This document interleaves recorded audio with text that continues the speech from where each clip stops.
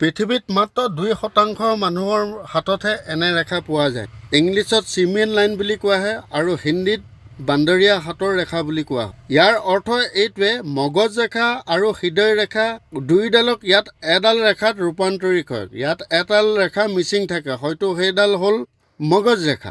এইসকল ব্যক্তিৰ মাজত এটা কথা আপুনি গম পাব, অন্তৰ ইহঁতৰ খুব ভাল।